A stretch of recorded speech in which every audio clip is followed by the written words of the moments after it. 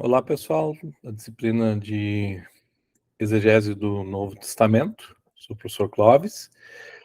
Nós estamos aqui no segundo vídeo da disciplina. Opa, alguém está querendo acessar, então não estou sozinho. Vou liberar aqui o acesso. Daiane está aí? Sim, boa noite, professor. Tudo bem? Tudo bem. Eu já estava falando comigo mesmo aqui. O pessoal se atrasou um pouquinho. Sem problema, estamos aí. E esse chimarrão na mão? Ah, só na foto. É só na foto. Eu tomei com o meu aqui do lado, né? Eu estava tomando até às 7 eu consigo tomar. Depois das 7 eu não tomo mais. Daí eu vou dormir, daí eu tenho que deixar de lado. Ah, sim, é ruim também, porque senão passa a madrugada dentro do banheiro. É verdade. E aí eu não consigo dormir, né? Ah. Tudo bem, Evandro? Tudo bem, professor? E o senhor, tudo tranquilo? Tô tranquilo, tô tranquilo. Um Graças pouquinho a Deus. frio, depois da chuva, né? Aqui no Agora sul tem não, aqui no Tocantins é totalmente o oposto. Nesse momento deve estar fazendo uns 38 para 39 mais ou menos. Que é quente. nós tivemos um vendaval aqui, um temporal forte, né? Tem Nós morte. vimos pelos telejornais.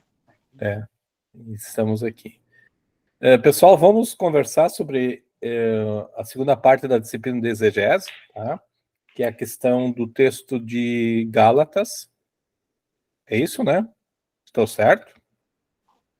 Correto? Correto? Eu vou compartilhar aqui os temas, né, da disciplina, então. Deixa eu compartilhar, não sei se... Não sei o que houve aqui, está compartilhando a tela agora, está diferente aqui. O Google Meet está como uma tela da noite, que bom. Eu enxergo vocês aí. Deixa eu ver se tem alguma opção aqui diferente para compartilhar. Atividades. Layout automático. Deixa automático mesmo.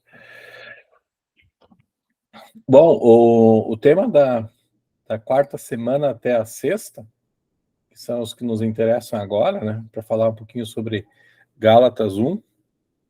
Tá? O que chama a atenção de vocês de Gálatas? O que seria o assunto, digamos assim, prioritário da carta?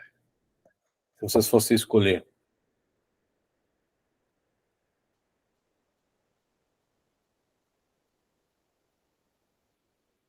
Daiane, Evandro, alguém quer falar?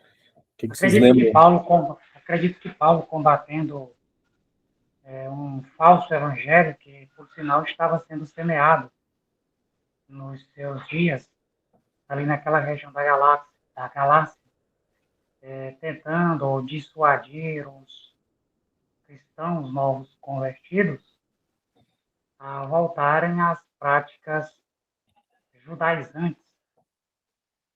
Inclusive, a gente percebe isso, é claro, né? Paulo teve um embate com Pedro, já no capítulo 2, porque ele estava meio que, como se diz, quebrando bem na junta. Ou seja, ele era judeu, vivia como gentios e queria que os irmãos novos convertidos gentílicos passassem a viver como os judeus, né? Circuncisão, aquela coisa toda lá que a gente percebe. Claro, estou me referindo no episódio na igreja lá de Antioquia. Essa parte eu estou comentando de Antioquia. Mas, no geral, Gálatas, no capítulo 1, nos leva a entender que Paulo estava combatendo um falso evangelho. Professor, permita, por favor. Sim. Eu queria recomendar para os irmãos que estão na sala e os que estarão assistindo também a essa aula online, esse livro aqui, ó, do pastor Ciro Sanches Zibordi. Por sinal, é um livro assim que trata exatamente dessa matéria, da nossa temática, e o título é Evangelhos que Paulo jamais pregaria. Eu recomendo aí os irmãos para vocês terem assim, uma noção do que realmente está acontecendo nos dias de hoje com a igreja no modo em geral. Eu não estou me referindo aqui a uma denominação específica, eu estou me referindo àquela igreja invisível de nosso Senhor Jesus Cristo, que prima pela sua palavra. Então, os irmãos que se interessarem, pode estar procurando aí em qualquer site, só joga lá. Evangelhos que Paulo jamais pregaria. O pastor Ciro faz uma abordagem aqui de tudo quanto é tipo de evangelhos que estão sendo pregados por aí afora. E nós, como pretensos, futuros teólogos e estudantes de teologia, é de suma importância ter um livro como esse aqui. Muito embora ele é de 2006, mas ele é super atualizado. Pode continuar, professor. Obrigado pela oportunidade. Tá ótimo. Eu já olhei aqui, já encontrei o livro, tá? Eu não conheço ele, certo? Mas vamos usar o critério bíblico para defender o que é evangelho e o que justifica de Paulo, por exemplo, a repreender Pedro, certo? O que levaria Paulo a dizer, olha, Pedro, você está acrescentando um ponto ao conto, né? Literalmente, né? Você está indo além do que é o evangelho em si. Eu acho que a carta, para mim, como leitor dela, ela tem a ver com o ministério, tá? É uma carta autobiográfica, onde o apóstolo Paulo fala do trabalho que ele está realizando. Quando a gente fala em pregação, fundamento da fé cristã, a gente nunca separa o pregador da pregação.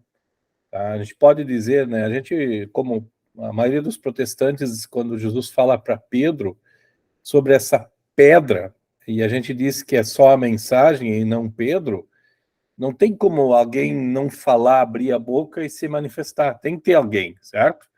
Então não é uma coisa abstrata, tá? Não é uma coisa... Evandro, você mencionou a igreja invisível. Eu não consigo ver a igreja invisível. Jesus disse que estaria com a gente, tá? Então o que é o evangelho aqui na carta aos Gálatas? É a obra de Cristo, e tudo que se acrescentar à obra de Cristo é heresia. Certo? Então, qual foi a queda de Pedro, que Paulo vai ter que repreender no capítulo 2? Acrescentar aquilo que era sombra da revelação. Tudo que era Antigo Testamento era uma sombra das coisas que viriam. E o apóstolo Pedro, ele começou a voltar, ou a deixar com que outras pessoas exigissem de novo, como parte do evangelho, elementos do Antigo Testamento, né? Como o que é citado aqui em Gálatas 2? A circuncisão, certo? O que mais é citado? Alguém lembra? O que é citado que foi acrescentado ao Evangelho? Basicamente a circuncisão diz o texto, tá? E aí Paulo cita como ele agiu, certo? Não como pastor, no sentido de administrar o Evangelho, mas como ele agiu com Timóteo e com Tito, certo? O que ele fez com Tito, por exemplo? Vocês lembram? Em relação à circuncisão, alguém sabe? Tito não foi constrangido a se circuncidar, né? Por que ele não foi constrangido, Evandro? Seria a ausência de um forçar a barra, tipo, alguém não quis fazer questão. Não, tudo bem, ele é gentil, acho que não faz parte dos judeus, então a gente não deve obrigá-lo a esse ritual. Diferentemente, se eu estiver enganado, o professor me corrige, diferentemente de Timóteo, né? Porque já Timóteo, lá no capítulo 16 de Atos, Paulo, porque só simplesmente pelo fato que era filho de gentio e a mãe uma judia, Paulo deve ter pensado assim, Timóteo, vamos fazer o seguinte, moço, vamos circuncidar você para os judeus aí, que a gente vai andar bastante, vamos pregar muito, para eles não ficarem escandalizados. Esse Tá. é o balanceamento que eu faço. É isso aí. A questão, por que Tito não foi circuncidado? Paulo explica. Porque ele foi direcionado aos não circuncidados, que não exigiam a circuncisão, certo? Logo, Tito não precisou ser circuncidado. Timóteo, que provavelmente foi circuncidado no 8º dia, por ser filho de judia com um grego, É bem possível, ele não sabe, mas Paulo diz que ele estava circuncidado. Timóteo estava circuncidado. Tanto é que Timóteo circulou mais facilmente entre os circuncisos, entre aqueles que tinham sido circuncidados. Então, Paulo vai dizer, faz parte do nosso ato, da nossa liberdade, circuncidar ou não. Então, não faz parte do evangelho, né, isso é muito claro aqui. Por isso, eu tenho, para mim, uma distinção bem simples de fazer. É a distinguir entre a obra de Cristo e a obra humana. A justiça que é dele, só dele, e a justiça que é minha, que eu me envolvo. E aí eu fiz alguns comentários nas interações de vocês, onde eu pergunto se a fé é um dom, a fé me salva. Como entender a palavra fé? Muita gente acaba tornando a fé como uma obra.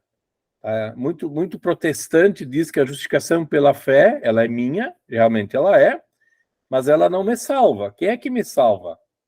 A minha fé? Ou a minha fé tem um objeto no qual ele se agarra, e esse objeto é Jesus Cristo? Quem é que me salvou? Quem é que morreu na cruz por mim? Não sou eu, mas aquilo que aconteceu por mim na cruz é em meu favor. Então, a palavra fé, ela tem que ser entendida como uma obra de Cristo, que é me dada, mas ela também é uma obra minha. Percebem? Então, você tem os dois elementos da palavra fé. Então, meu coração se agarra àquilo que Cristo fez por mim. O fato de eu me agarrar a Cristo não vai me salvar, mas Cristo vai me salvar.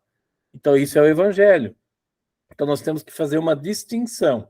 E exatamente é esse exercício que Paulo fez com Pedro. Mostrou que Tito não precisou ser circuncidado, porque ele foi trabalhar com não judeus, né, com gentios. E já Timóteo foi trabalhar com judeus. Logo, num contexto judaico, Timóteo tinha que estar circuncidado, né, por causa das pessoas. Então, eu, por exemplo, eu mostro a minha fé quando eu vou para a igreja. Eu mostro a minha fé quando eu participo da ceia.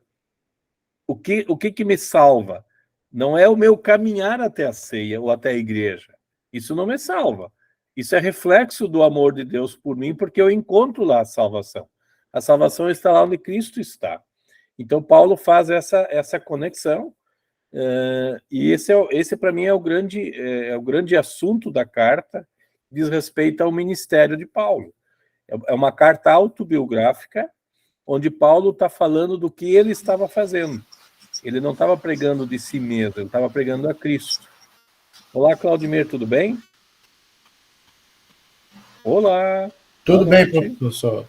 Boa noite, Tranquilo. Professor. Boa noite. Nós estamos conversando sobre a carta aos Gálatas, tá? Tá. Então, como entender, né?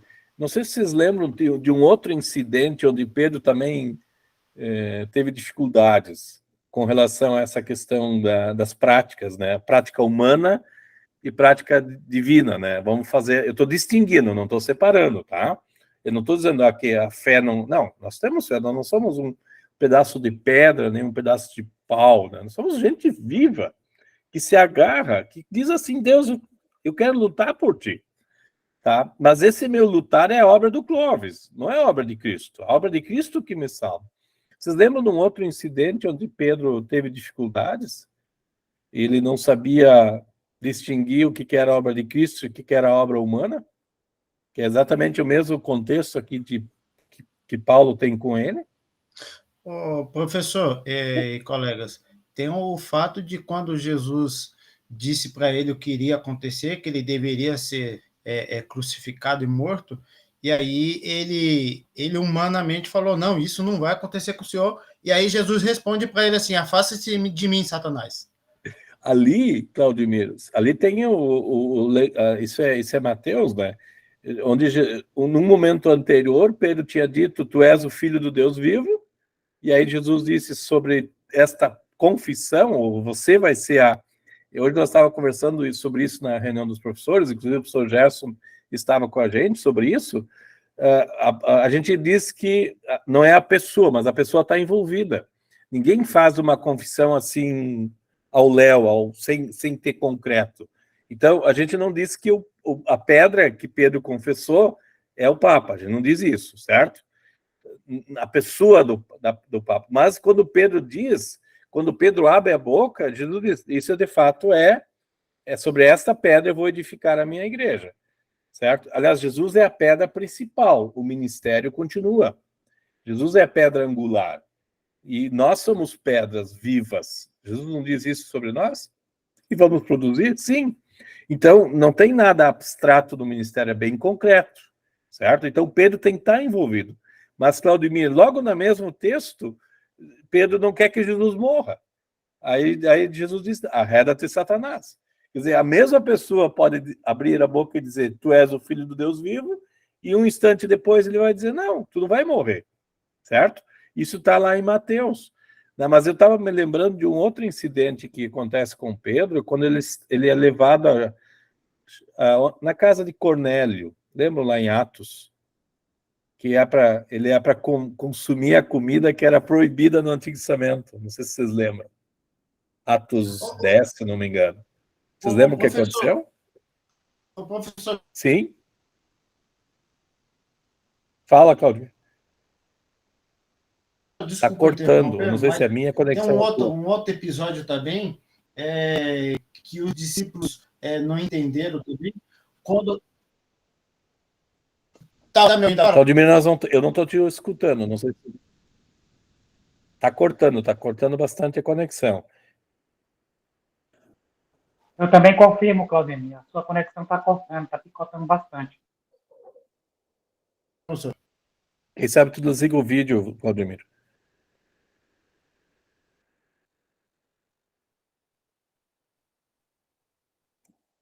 Agora acho que voltou. Tenta falar. Tá me ouvindo. Tá me ouvindo agora, professor? Tem aquele fato da mulher que unge Jesus, os pés de Jesus ali, e aí eles não entendem, né? E aí Jesus começa a parafrasear o que ela estava fazendo, era o melhor. Agora você cortou o microfone. Liga o microfone. Você já parou de falar? Não, já parei de falar. Já. Ali a história é interessante, né? Da mulher que unge os pés de Jesus, né? A mulher pecadora, né? A mulher pecadora reconhece onde está a verdadeira justiça. E é Cristo, né? É a justiça, não é nós. Então, às vezes a gente tem dificuldade de perceber que a nossa fé é uma obra, sim, eu tenho fé, eu acredito, né? Aliás, eu cumpro o primeiro mandamento com a minha fé. Só que ela não me salva, ela recebe o que Jesus fez por mim. Por isso a fé também é um dom de Deus, né? Então, nós temos que cuidar de não transformar a nossa fé numa obra, senão nós vamos ser que nem os judeus, certo? A justificação pela fé, na verdade, a justiça de Deus, ela nos dada em Cristo. E isso sempre está fora de nós em nosso favor. Então, quando eu comparo sempre a obra de Cristo como um remédio, tá? Eu coloco o remédio da boca, eu não me transformo no remédio, mas meu corpo recebe os benefícios do remédio. É isso que eu tenho quando eu recebo Cristo, e é um verdadeiro milagre, né? Receber ele em fé, dependência, e também, né? Eu creio nisso nos sacramentos, onde Jesus diz, olha, vocês morrem comigo e ressuscitam comigo, que é o batismo. Ou vocês comem e bebem o meu corpo e o meu sangue. Né? Não é um processo fisiológico, matemático, digamos assim. É uma linguagem teológica, eu não vou falar espiritual, porque a tendência é tornar a coisa abstrata. É bem concreta. Jesus se torna o corpo e sangue. Quando Jesus está diante das pessoas, quando ele multiplicou os pães e os peixes, ele fala não comer, mas ali ele está presente. Tá? Agora, quando os discípulos celebram a ceia, ou quando Paulo fala em 1 Coríntios 10 e 11, ele sempre conecta cristologicamente. Nunca é algo abstrato. Tá? Por isso a igreja sempre é fruto da ação de Cristo. E é exatamente isso Paulo está chamando a atenção. A igreja que se reúne na região da Galácia estava ouvindo uma outra verdade, um outro evangelho, que é o quê? Que é a volta para o Antigo Testamento, que tinha sido lá em Atos 15, a igreja já tinha decidido, a igreja já tinha testemunhado no primeiro concílio de que tudo que era do Antigo Testamento já passou. Agora é cristocêntrico, é tudo em Cristo. E isso, Pedro, né, o texto aqui, por exemplo, Pedro sabia disso. Por que ele teve dificuldades em se sentar à mesa e comer coisas que eram proibidas no Antigo Testamento? Pedro teve uma recaída. Tá? Aliás, é comum em Pedro, né? A gente já viu isso, Claudemir já mostrou isso.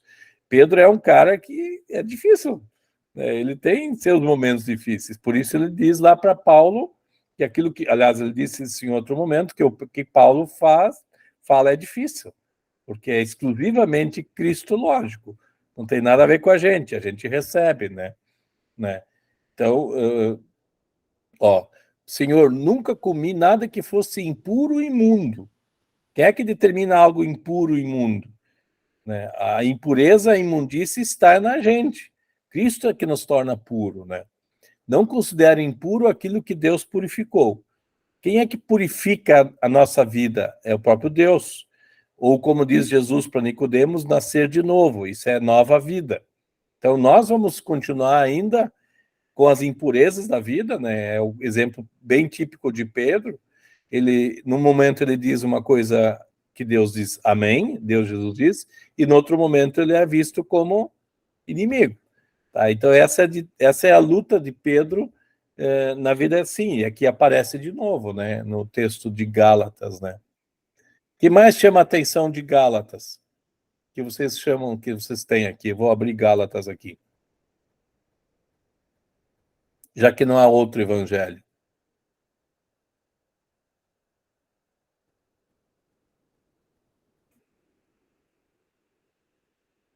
Por que judeus e gentios estão no mesmo grupo, considerando que os judeus conheciam a vontade de Deus e os gentios não tinham a vontade escrita?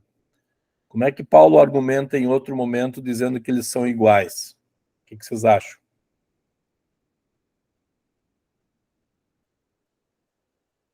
Daiane, quer tentar chutar alguma coisa? Por que eles são iguais? Por que ambos precisam de Jesus? Os judeus já tinham a lei, conheciam Moisés.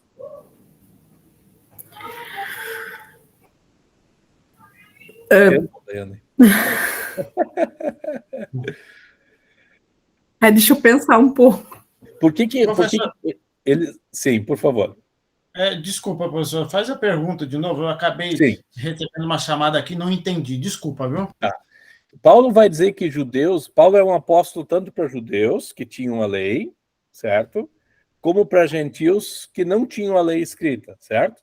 Uhum. Ele anuncia a mesma coisa para os dois grupos, ok? Quer dizer, os judeus, por conhecerem a vontade de Deus, não têm nenhuma vantagem em relação aos gentios, o que faz com que eles estejam no mesmo bloco, no mesmo pacote. Os dois precisam de Cristo, certo? Sim. Por que Paulo faz isso? Bom, se os judeus conheciam a lei revelada, dada a Moisés, os gentios também conheciam a lei. Onde é que estava a lei antes de Moisés? Professor, o maior problema do judeu não aceitar, eles entendiam que era só eles, a salvação era só para eles. Eles foram escolhidos, somente eles teriam esse privilégio. E aí Perfeito. Paulo entra em cena, por isso que Pedro muitas vezes não consegue compreender Paulo, porque assim, Paulo era muito mais estudioso do que Pedro. Pedro não conhecia o que Paulo conhecia das Sagradas Escrituras. Então, o judeu tinha essa dificuldade de aceitar o gentil, porque eles entendiam que Deus havia chamado só eles, né?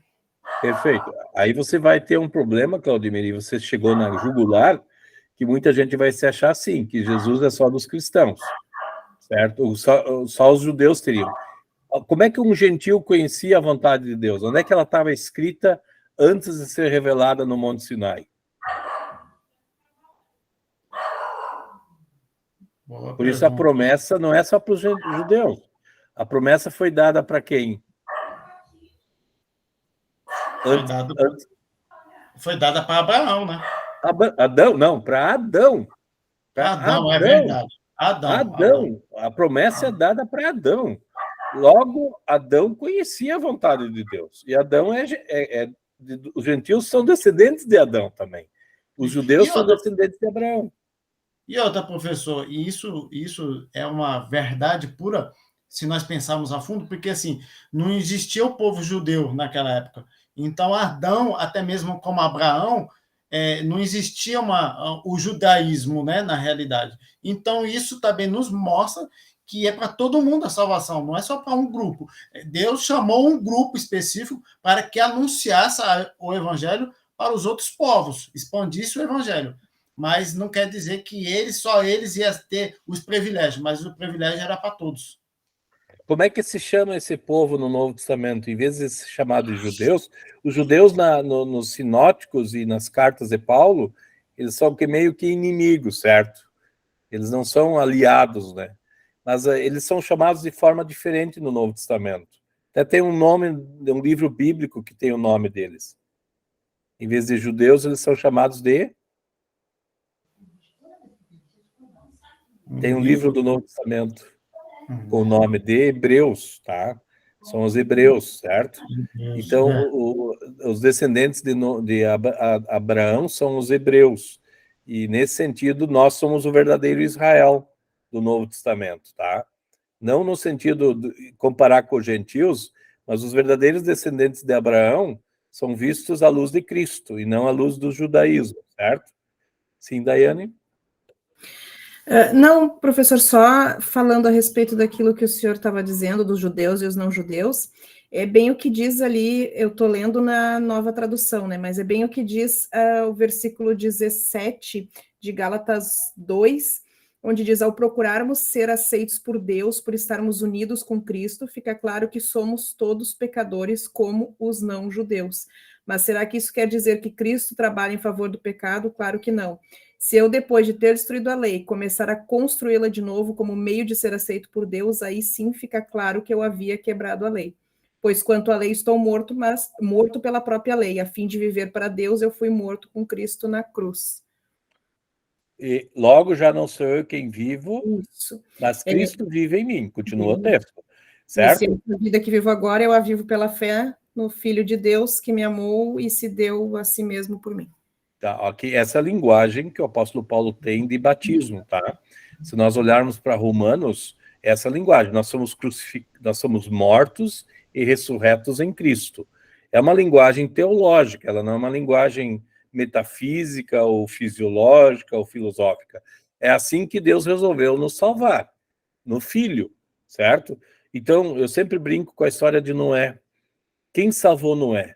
A fé ou a arca? Bom, se Noé não tivesse entrado na arca, ele teria morrido, certo? Então ele teve que entrar na arca, ele ouviu a palavra de Deus, entre na arca, e aí você está salvo. Então quem salvou Noé não foi a fé dele, foi a arca, certo? E o apóstolo Pedro vai dizer, não, em Cristo nós estamos salvos. Então nós todos aqui, quando nós estudarmos, por exemplo, a escatologia, e vamos falar do nosso corpo mortal, nosso corpo vai apodrecer, certo? Ele está cheio de doença, né? O Evandro que eu diga, né? O quanto o nosso corpo é doente, tá? O quanto o nosso corpo precisa do remédio da alma. O que é o remédio da alma? É o remédio que Deus providenciou, que faz nós nascer de novo, certo? Eu não posso voltar ao ventre da mãe, mas eu posso nascer de novo, porque Deus proporciona isso. Então, essa é a linguagem bíblica, né? Não anulo a graça de Deus, pois se a justiça é mediante a lei, segue-se que Cristo morreu em vão. Então, os judeus não têm benefício. Jesus é para todos, para aqueles que têm a lei e para aqueles que têm a lei escrita no coração, que esqueceram dela, que são os gentios, né? Senão, como o senhor está dizendo, a obra de Jesus na cruz não faria sentido, porque era só seguir a lei. Exatamente. E aí estaríamos salvos. Ou não, porque ninguém conseguiria seguir a lei. Bom, depois da queda em pecado, ninguém mais consegue cumprir a lei. Antes da queda em pecado, eu não precisava de Jesus, certo? Mas no momento em que o ser humano se torna pecador, no sentido teológico, né? Se rebelou contra Deus, diz que Deus é mentiroso, né? Por isso que Satanás fez, né? O que Satanás disse para Adão e Eva? Vocês vão ser iguais a ele. É mentira. Vocês são criação e não são Deus, né? Então Deus faz isso de novo. Então, isso tudo está presente nessa argumentação, e aqui Abraão é citado como exemplo, né? É o caso de Abraão, que creu em Deus, e isso lhe foi imputado, atribuído para a justiça. O objeto é Deus, não é a fé. O Deus foi dado a ele como justiça, tá? Saibam, portanto, que os que têm fé e que são filhos de Abraão, aqueles que têm na fé a imputação, a linguagem, justificação, fé, ela é, ou salvação, se vocês quiserem, né? Elas são sinônimos para descrever o que Deus fez por nós, né? Então, são aqueles que Deus, né, tem o evangelho. O evangelho sempre é algo diferente, não é o que Abraão faz. O evangelho é Jesus Cristo. O evangelho é uma pessoa, tá? Aqui, né, aqui nós teríamos, pré-anunciou o evangelho, quer dizer, Abraão já conhecia Jesus. Abraão sabia que Jesus viria, não só lá no futuro, mas presente. Né? Quando Abraão quer sacrificar seu filho, e no lugar do seu filho vem um cordeiro, aquele cordeiro é Jesus, no sentido de prefigurar o que Jesus faria lá na frente. Então, Abraão sabia exatamente o que Jesus faria depois. Assim, Davi sabia, ou Moisés sabia, tá? E nós hoje sabemos pelo relato bíblico, né? E aí está o famoso texto do justo viverá pela fé, que também se repete em Romanos, tá? Lutero gostava dessa carta por justamente chamar a atenção disso. Ele chamava de minha Catarina, minha mulher, né? Minha segunda esposa. Ele se casou com Gálatas, né? Mas o justo viverá pela fé, mas quem é fiel de fato? Né? O justo é aquele que tem as dádivas de Deus em seu favor. Né? Nesse sentido, então, a lei não invalida a promessa, a lei continua valendo, como a Daiane falou, mas ela não me leva mais para o céu. Quem me leva para o céu é o evangelho. Mas a lei continua tendo valor. A lei continua valendo para nós. Tá? Então, por exemplo, o fato de Paulo cobrar de Timóteo a circuncisão é por causa dos irmãos circuncidados. O fato de não exigir de Tito a circuncisão é que Tito podia circular facilmente entre os gentios. E é isso que acontece. Isso a gente vê lá depois nas cartas a Tito e a Timóteo, tá? Quando Paulo os orienta para o ministério. Tá? Mas eu queria chamar a atenção como essa nossa filiação, né, filhos em Cristo, ou ganhado a condição de filhos, né, ele se traduz em vida. E aí Paulo tem essa comparação entre Sara ou ser Agar. As duas estavam sob o mesmo teto de Abraão, mas uma era livre e outra era escrava, certo? Inclusive, Agar teve que ser expulsa depois, né, por causa dos problemas entre os filhos, né?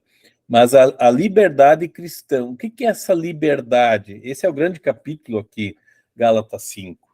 Nós somos livres em Cristo, o do jugo da exigência da lei perante Deus. Mas, diante dos outros, nós temos os frutos do Espírito. Não sei se vocês conhecem aqui a descrição do famoso capítulo 5. Né? Quais são as obras da carne? Certo? O que são obras da carne e o que são os frutos do Espírito? Os frutos do Espírito aqui, gente, olha, aqui está certo. O Espírito com E maiúsculo. O que significa o Espírito com E maiúsculo? Alguém quer chutar? O Espírito Santo? O Espírito Santo. Não é o meu Espírito nem o teu, Daiane. Quer dizer, tudo que está descrito aqui como amor, alegria, paz, longanimidade, benignidade, bondade, é dom de Deus. Foi dado para nós na criação. Isso, né? Isso precisa fazer parte da nossa identidade cristã. Os frutos da carne são aquilo... Aqui, carne e espírito são antônimos, são ideias contrárias, certo? Carne é aquilo que o ser humano produz sem o Espírito Santo.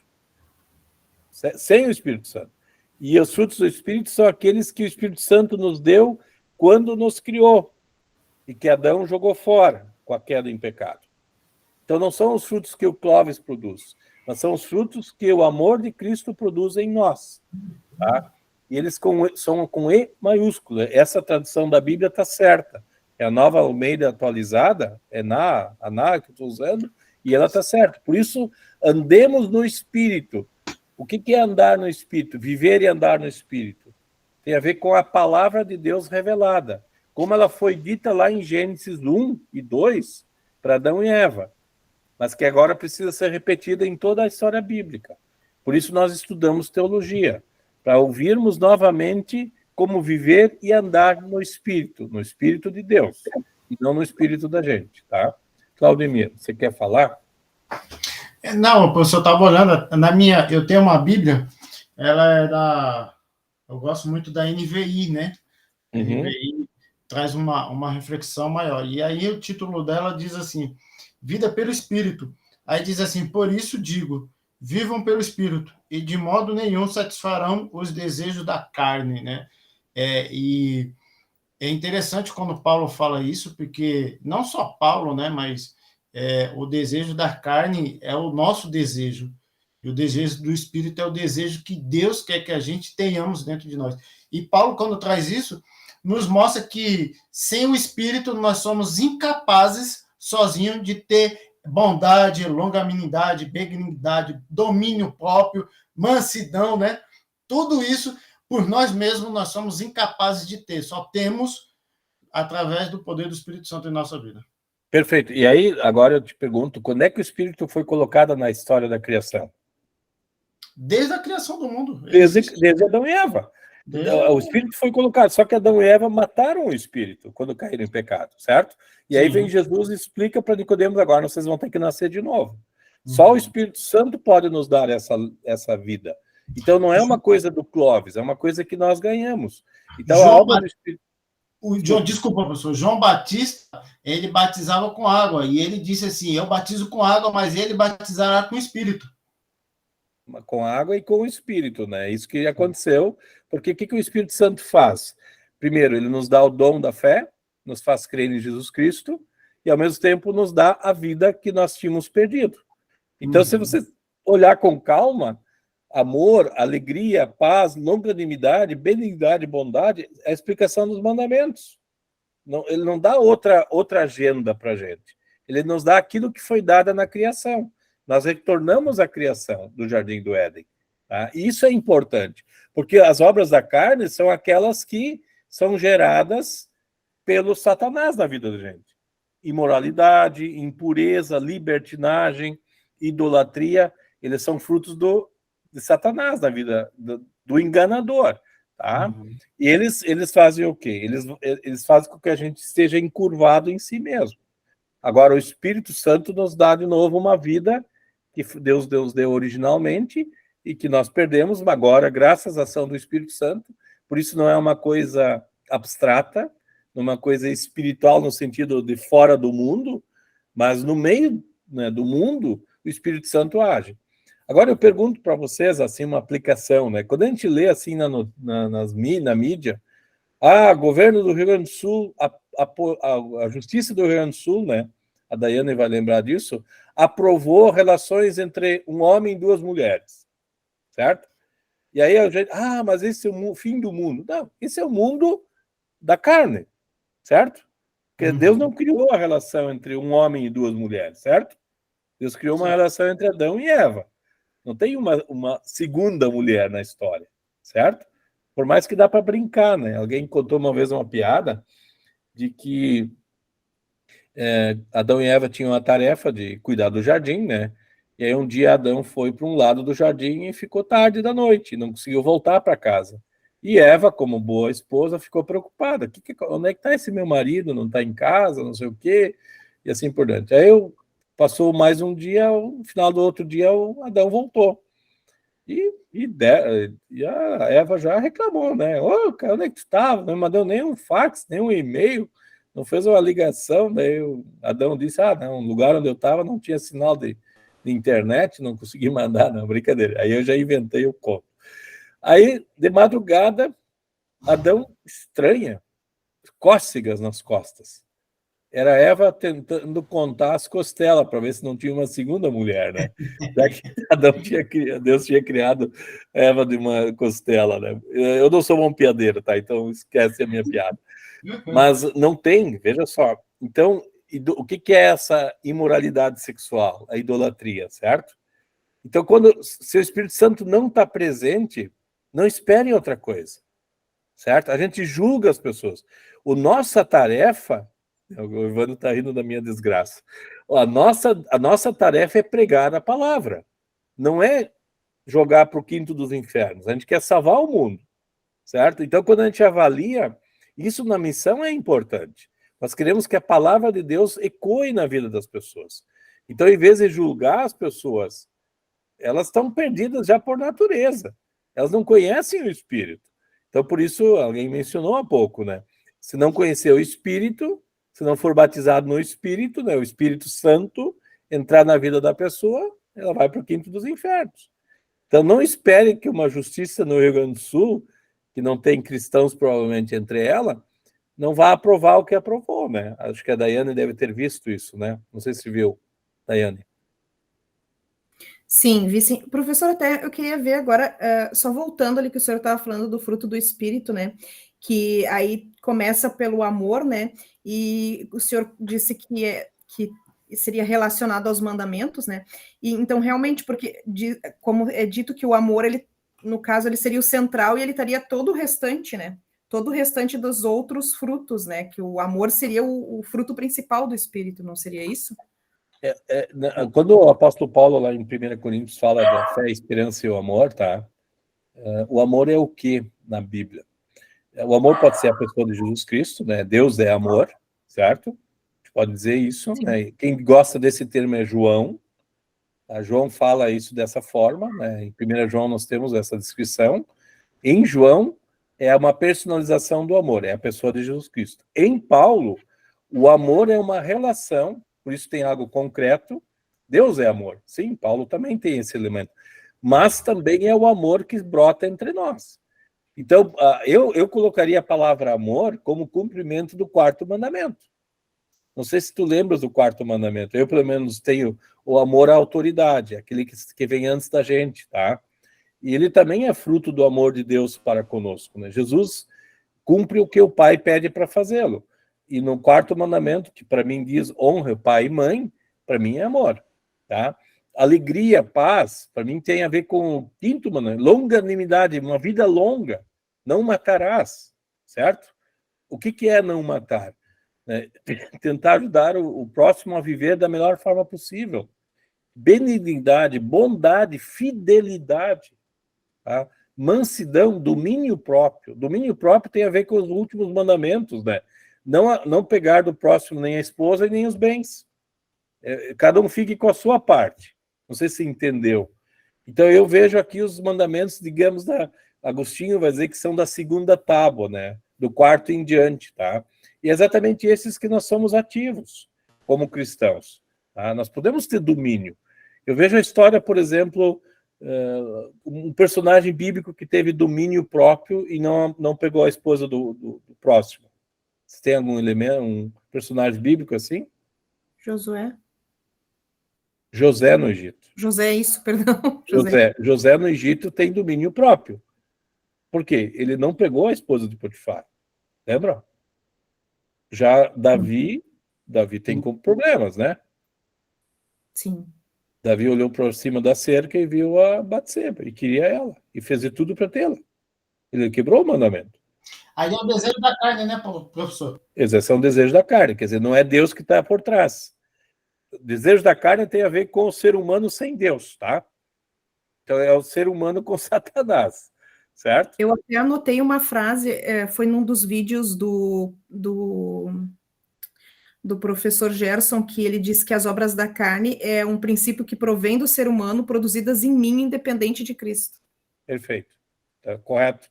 Por isso, Cristo, a história de Jesus tem a ver com a história da criação. Nós somos criados perfeitos. Nós somos assim. Agora, o que acontece quando nós não ouvimos mais Jesus? Eles não produzem, né, cristologicamente falando. Por isso a revelação, por isso falei antes, da fé, a fé é um dom, né, é uma obra de Cristo em nós. O que o Espírito Santo faz? Ele nos faz olhar para a história de novo, não querendo, por exemplo, fazer discórdias, facções, tá? Orgias, bebedices e tudo mais. Isso é fruto da carne, por quê? Porque isso é contrário ao que Deus fez, né? Alguém outro cria isso, tá? Então nós lutamos para que os frutos sejam do Espírito. E nós podemos lutar. Porque olha o que José fez. José disse para a mulher de Potifar: tu és mulher de alguém outro, tu não és minha mulher. Dá para fazer isso? Dá. Nós não somos bicho. Não sei se vocês captam a minha linguagem aí. Nós somos seres que podemos pensar, né? Professor, Sim. Só para salientar também, só uma pessoa cheia do Espírito, né? Porque assim, ele não tinha nenhum escrito, né? Na época de José, pelo contrário, ele estava vivendo um momento ali. Depois, ele nem sabia que iria escrever sobre a vida dele, mas aí ele demonstra que mesmo sem você ter essa escritura, mas você viver pela fé e ter o cheio do fruto. Cortou, Claudimir. Pode repetir, por favor? Finalzinho. Ixi, cara.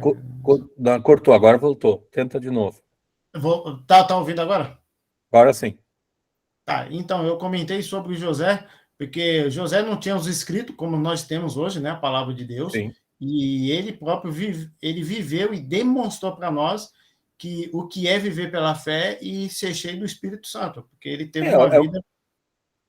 É o que Paulo está dizendo aqui. Os que são de Cristo crucificam a carne com suas paixões e seus desejos. José é um exemplo típico de quem vive em Cristo, porque Cristo está lá na história, né? O apóstolo João vai dizer que Cristo está na criação. Pelo Logos as coisas aconteceram. Então, José não tinha os 10 mandamentos. Os 10 mandamentos vêm com Moisés, lembram? Escrito, tá? Por isso eu disse antes, todos são indesculpáveis. Os judeus que conhecem a lei e os gentios que não têm a lei escrita, mas ela está escrita no coração. Quando José viveu, a lei existia já. José sabia muito bem. É isso que eu estou querendo dizer. É que muitos vão querer dizer, Cristo é para os cristãos. Não, Cristo amou ao mundo, diz João. Deus amou ao mundo, toda a sua criação, certo? E aí esse é o drama que Paulo está enfrentando aqui. Tem alguns que vão se achar, não, Cristo é melhor para os judeus. É o caso de Pedro, né? Por isso Pedro estava exigindo que cristãos de origem gentílica fossem circuncidados. E daí Paulo vai dizer, não, você está inventando algo no evangelho. Não é evangelho isso, certo? Então a circuncisão foi solicitada por Moisés, né? Foi Moisés que foi o primeiro a circuncidar. Isso é uma exigência para caracterizar um povo antes do cumprimento da promessa. Agora não tem mais, na circuncisão não é mais. Aliás, nós não temos nenhum correlato no Novo Testamento da circuncisão. Alguns vão conectar ao batismo, não tem nada a ver com o batismo, tá? Então, você tem isso aqui. Então, o Espírito faz com que a gente, né, lute com as paixões e os desejos, tá? O que são paixões e desejos? Não são aquilo que eu sinto como ser humano, mas é aquilo que faz com que eu abandone Deus, né? É isso que é, né? Então, por exemplo, qual é o problema da bebedeira? A bebida em si não é problema. O problema é quem bebe a bebida. A bebida não fica bêbada. São as pessoas que bebem que ficam bêbadas. E esse é o descontrole, né? Então, você tem na prática, por exemplo, greco-romana, né? Vocês gostam de comer pizza? Sim. Quantos pedaços a senhora já comeu, Daiane? Acho que não foram muitos, mas acho que uns 7. Hoje, né? Quando era jovem, assim, lá pelos 15 anos, a senhora chegou aos 30? Não sei se chega, mas acho que perto disso, sim. Então, a gente tem um período da vida, eu também era, a gente fazia pequenas, como é que é? Hoje eu não consigo comer mais de 2 pedaços, né? E eu aqui agora estou tomando uns remedinhos para emagrecer, quando eu como o segundo pedaço eu já não consigo mais, né? Mas na juventude, lá pelos 15, 16 anos, a gente ia num rodízio de pizza e contava, né? 30 pedaços, 40, não, 40 não, mas uns 30 a gente tentava, né? Eu acho que nunca passei dos 15, tá? Era uma orgia alimentar. Exatamente. A gente já fez isso, tá? Quando a gente vai num restaurante, por exemplo, não sei se o Vladimir tem churrascarias, né? O que é o churrasco, né? E eu sou gaúcho e gosto de uma carne, né? Eu não vou lá para comer um pedaço. Só que hoje eu não consigo mais comer mais que 2 pedaços, porque já no passado eu comia. O que são as orgias e as bebedeiras no período greco-romano? As pessoas, elas bebiam tanto que forçavam o vômito para poder continuar bebendo, tá? Porque a vida delas era só beber e comer, tá? Por isso o apóstolo Paulo fala de um descontrole total da vida, certo? E isso é fruto de alguém que não sabe que a comida não é para isso, né? Então, eu brinco, né? A gente também já fez isso. A gente come muito mais do que devia comer, né? E lá, claro, aqui era uma coisa complicada em termos de vivência, né? As bebedeiras romanas, né? O pessoal tinha os lugares para vomitar, o vomitódromo, né? E continuava comendo e bebendo, né? Sempre de novo. Até tinha um deus da bebida, Baco, deus do vinho, e assim por diante. As pessoas adoravam um deus dessa forma. Tá? Então a gente já tem um equilíbrio, né? A gente já pensa 2 vezes, né? Pessoal, nós estamos quase terminando o encontro aí. Alguma pergunta a mais? Eu achei muito interessante. Cortou novamente, Claudio.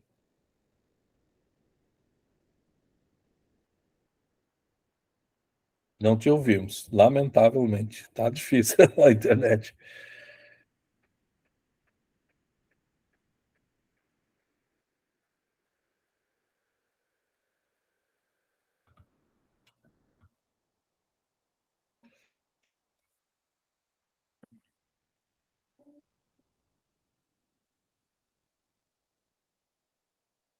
Acho que o Claudemir... quer tentar falar, Claudemir? Oi, professor, está me ouvindo agora? Estamos ouvindo. Eu só queria agradecer e parabenizar o senhor, toda a equipe aí que passa esse material para nós, e as aulas também que nós estamos tendo aqui, nesse debate nosso, na conversa, junto com a Daiane. Daiane, obrigado lá que você me forneceu lá o material lá, para me poder passar as minhas aulas complementares, né? O Evandro também, que Deus possa nos abençoar aí a cada dia mais, que possamos aprender juntos, né, sobre a palavra de Deus. E eu queria falar um versículo da Bíblia, pastor.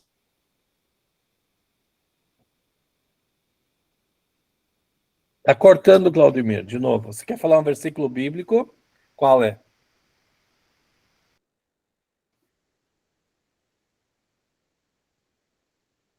Nós não estamos te ouvindo.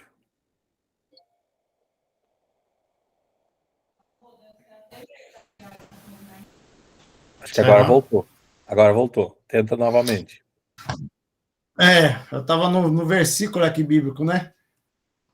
Sim. Então, diz assim, João. Cortou novamente, não estamos te ouvindo. Tem outras ovelhas que não são desse aprisco. É necessário que só um só pastor. E aí me chama muita atenção, pastor, porque não é que Jesus vai ele pessoalmente, nós temos que ser um instrumento na mão do Senhor para que essas outras pessoas, e aí nós não sabemos quem são. Por isso que o evangelho é para todos, né? Exatamente, eu concordo contigo, por isso eu falei antes, né? Jesus é a pedra angular. Jesus é a razão de nosso trabalho em conjunto, certo? E isso que Paulo lutou com os cristãos de Gálatas. Então, se você colocar alguma coisa a mais, você se torna como é que ele chama aqui, né? Você se torna um judeu de novo, né? Não é isso que a gente quer ser. Nós queremos manter Cristo no centro. Então, nós vamos ser as pedras que vão ajudar a construir falar da pedra angular, que é Cristo, né? Correto? Por isso eu disse antes, não pode ser nada abstrato, é bem concreto. Vocês são testemunhas, vocês são brasas vivas, assim como eu, do quanto Cristo é, o quanto Cristo nos une. Viu, Claudemir? Né? O que são brasas vivas, né? Brasas vivas significa nós testemunhamos de Cristo. Esse é o nosso trabalho, né? Nós não estamos falando de nós aqui, né? Não sei se entenderam. Nós estamos, exatamente é isso que eu tentei mostrar. tanto na justificação como na santificação, a obra continua sendo de Deus. Tá? O Espírito Santo está presente, né? Como dom, como aquele que nos move, né? Colocando Cristo em ação na nossa vida. Então, essa é a teologia. Tá? Ela não é do Clóvis, não é do Claudemir, não é do Evandro, não é da Yane, ela é teologia, é palavra de Deus. Tá? E eu fico feliz que vocês se reúnem, se encontram fora dos nossos encontros, nossas aulas. Né? A gente não consegue ver todos vocês. Mas eu dou graças a Deus por ter vocês. Né? E que bonito ver vocês. A gente tem um belo grupo onde a palavra de Deus está circulando. Né? Então, eu não quero que você seja um Pedro, né? Mas que você seja um Paulo, né? No sentido de manter o evangelho no centro. Tá? Isso é muito bonito. Gente, alguma pergunta, alguma observação a mais? Evandro, o senhor está mais quieto hoje? Está ouvindo? Professor, apenas agradecer pelo seu dinamismo, parabenizar, perdão, pelo seu dinamismo e agradecer essa oportunidade que o senhor confere, né, aos alunos ter esse encontro, ter esse momento de conversar, interagir e sempre estar aprendendo algo mais da palavra de Deus. Só isso. Obrigado, Evandro. Sempre lembrando que a maior parte das pessoas assiste depois, né? Nós estamos gravando e a gente compartilha, né? A gente até se surpreende às vezes, né? Um aluno lá, ontem um aluno, uma gravação de 2 semanas, né? Professor, eu assisti o seu vídeo, eu queria ver como o senhor pode me ajudar nisso, naquilo, né? E a gente, mesmo sendo poucos agora, nesse horário, então graças a Deus por ter pessoas. Eu vejo assim as cartas do apóstolo Paulo, tá? Elas não foram escritas para 1.000 pessoas, 2.000 pessoas, foram escritas para um grupo pequeno, muitas vezes, certo? A igreja que se reúne na casa de Filemão, né? Talvez 7, 8 pessoas que leram a carta pela primeira vez. Mas nós estamos lendo ela até hoje, não é isso? A carta de Filemão. Graças a Deus, essa mensagem continua chegando. Tá? Daiane, quer dizer algo?